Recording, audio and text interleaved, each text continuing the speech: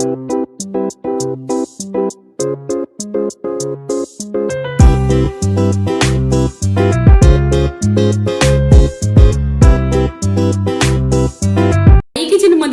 मी बनवते वांग्याची रेसिपी। इथे पहा 250 ग्राम वांगी घेतलेले आहेत, स्वच्छ धुतलेले आहेत आणि अशी वांगी कट करायची। ह्याच्यामध्ये आहे ना, ह्याच्यात प्रोटीन असते आणि खूप टेस्टी असते। तर पूर्णपणे 2 पाण्याने स्वच्छ धुतलेली आहे। इथे गॅसवर आहे ना कढई ठेवलेली आहे। कढईमध्ये तेल ठेवलेलं आहे 1 चमचा। तेल छान गरम करून घ्यायचं। इथे मोहरी टाकायची। मोहरी टाकल्यानंतर जिरं टाकायचं। जिरं तरतरलं पाहिजे। जिरं तरतरल्यानंतर आहे ना फ्रेश कढीपत्ता टाकायचा।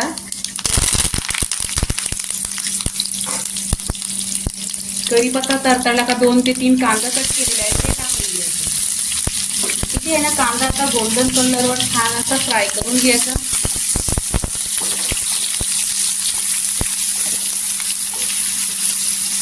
इथे कांदा गोल्डन कलर झालेला आहे। इथे 2 ते 3 टोमॅटो घेतलेले आहेत। ते टोमॅटो इथे टाकायचं भाजीमध्ये। टोमॅटो टाकल्यानंतर लगेच आहे ना मीठ टाकायचा। मीठ टाकल्यानंतर सॉफ्ट होतो टोमॅटो। इथे छान असा आहे ना तेलावर परतून घ्यायचा टोमॅटो। पाणी होईपर्यंत एकदम सॉफ्ट होईपर्यंत छान असं तेलावर परतून घ्यायचं। तुम्हाला रेसिपी आवडली तर माझ्या चॅनलला सबस्क्राईब करा आणि माझ्या चॅनलवर भरपूर अशा वांग्याच्या रेसिपी आहे। इथे सुके मसाले टाकायचे, हळदी पावडर आणि धना पावडर। सुके मसाले टाकल्यानंतर मिक्स करायचं, पूर्णपणे तेलावर परतून घ्यायचं। इथे मी वाटण वाटलेलं आहे। या वाटणामध्ये ना लसूण, अद्रक, खोबरं, टोमॅटो सगळं याच्यामध्ये टाकलेलं आहे। हा 2 चमचा वाटण टाकायचं।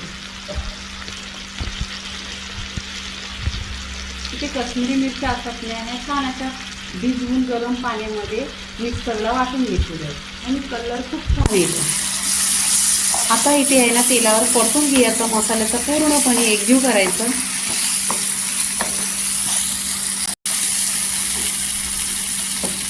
इथे वांगी आहे ना स्वच्छ धुतलेले आहेत 1 ते 2 पाण्याने। बघा काली नाही पडलेली आहे। मिठाच्या पाण्यात ठेवायची। पाण्यात 1 चमचा मीठ टाकलेलं आणि वांग्यांना अशी कट करून ठेवलेली। इथे आहे ना वांगी पण मसाल्यात छान अशी परतून घ्यायची।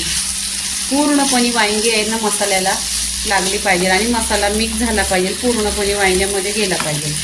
पूर्णपणे 1-2 मिनिटं छान असे ना मसाल्यामध्ये परतायचे आहेत। इथे नेहमीच भाजी बनवताना कोमट पाणी करून घ्यायचं। कोणतीही भाजी बनवा तुम्ही, चिकन मटनची भाजी बनवा किंवा वांगी बटाट्याची भाजी बनवा, पाणी कोमट करून घ्यायचं। इथे मी 1 ग्लास पाणी गरम करून घेतलेलं आहे। गरम पाणी टाकल्यानंतर आहे ना भाजी लवकर शिजते।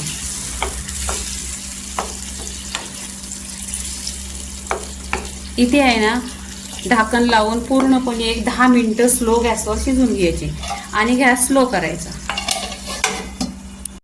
इथे पहा पूर्णपणे 10 मिनिटं झालेली आहेत आणि इथे वांगी छान अशी शिजलेली आहेत। मी तुम्हाला दाखवते। हे पहा पूर्णपणे वांगी शिजलेली आहेत। इथे मिक्स करायचे। मिक्स केल्यानंतर इथे आहे ना कोथिंबीर टाकायची आणि गॅस बंद करायचा।